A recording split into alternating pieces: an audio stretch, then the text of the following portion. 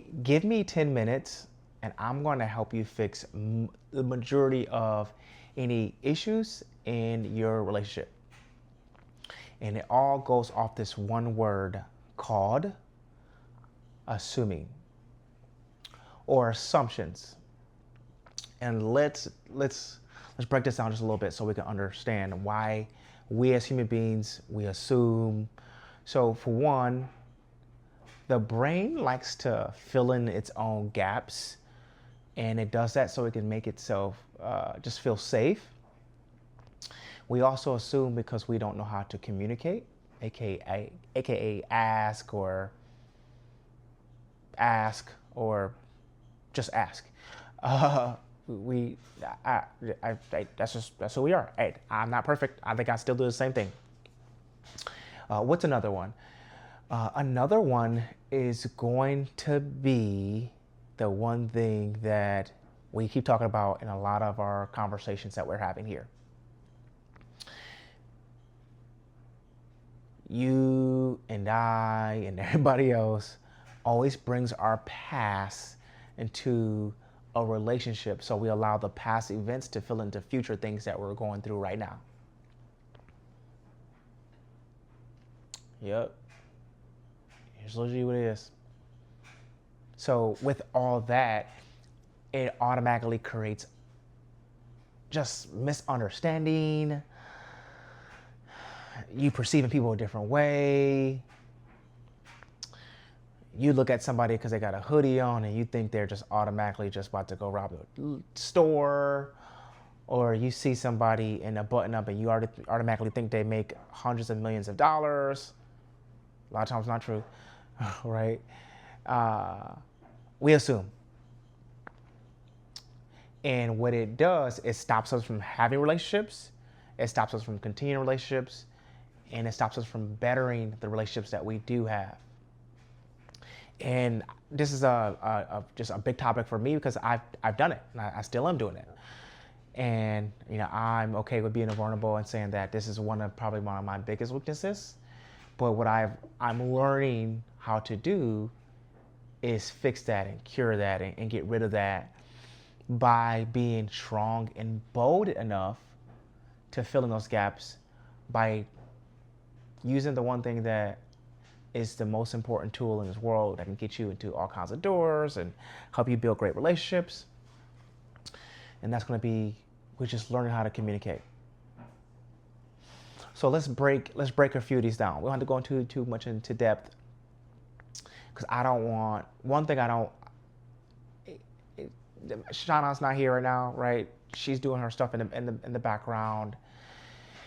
But I think that one of the things that we always want to relay is when we're communicating, because we're communicating to the world, we're impacting the world, changing the world, is that we are personally just tired of people feeling, shame and guilt for just the mistakes that we as human beings are going to continue to make. Now, we may, as we get older, we make less and less, or we make different ones, or hopefully we're not continuing to make the same mistakes all the time, but we know that we're chasing perfection, but we'll never be perfect. And it is what it is. And I think once we learn how to become comfortable with that, receiving information from your favorite podcast or your favorite YouTube channel, just saying, or just from books and maybe from leaderships that you go to, conferences, or maybe entrepreneurial networking events that you attend, you'll stop going in there, feeling guilty and shame, like you haven't done something. I mean, most likely you haven't done something because you don't know something. And that's perfectly fine. So one of the big things that we always want to relay here is that when you listen to us, we don't want you to feel guilty about anything. It's already too late. You already made a mistake. Those things certainly hold you back. We're human beings. It's just time to grow up. So let's start that foundation here. So let's talk about the first one. Why do we bring the past into our relationships? Because we all want to feel safe. It's the reason why people are attracted to like danger and the news and crazy stuff that's happening or gossip. It's just because we want to be safe. The human body, the human brain, it loves drama. And it doesn't like drama for the entertaining things that you think it likes it for. It likes it because I want to try to avoid those things. Or the more drama I learn, I can protect myself from, certain relationships or certain scenarios or events.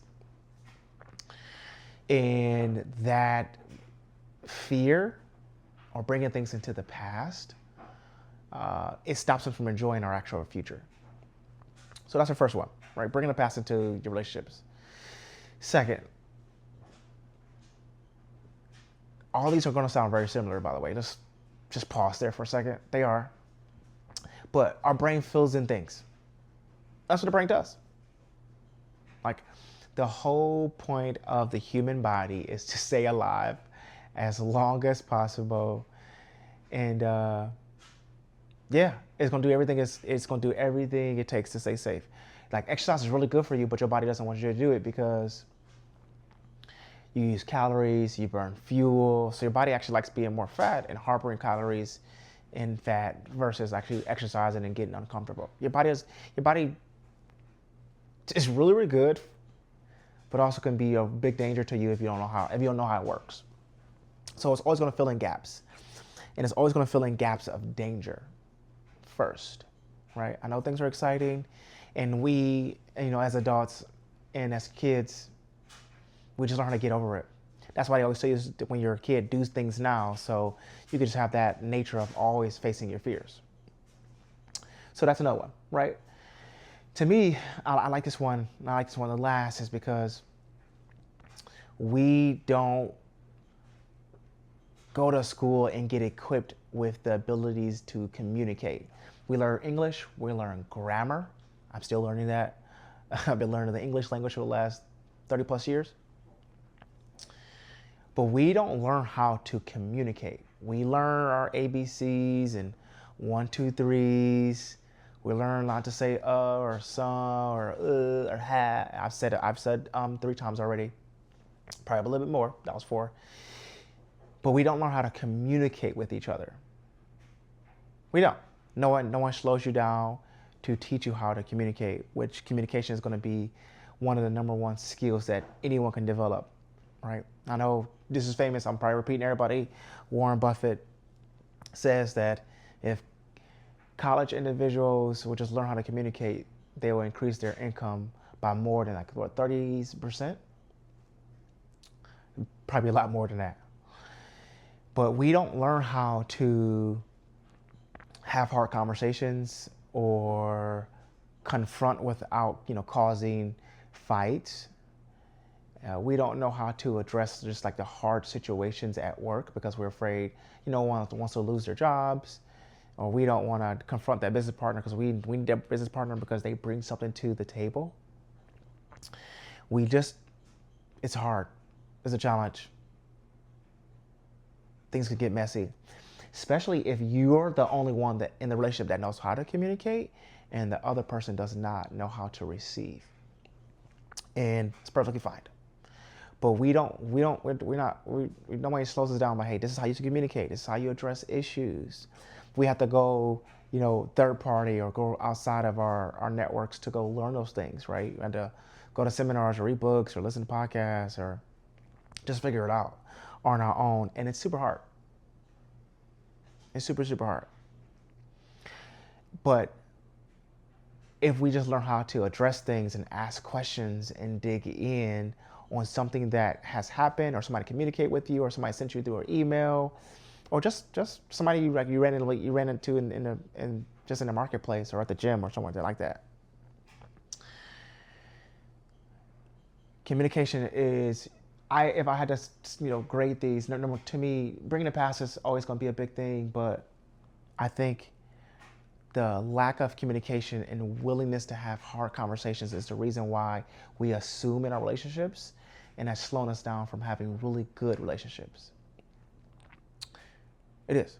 It's slowing us down. But once we learn how to do those things, once we learn how to slow down and just face our fears and ask those hard conversations in relationships, I do believe we'll be good. So that's all I got. I'm Julius. This is Relationship Driven. You know the deal. Go ahead and subscribe and like and share with your friends that need to hear why relationships are moving as fast as they want to. And I'll see you on the next episode. Peace out.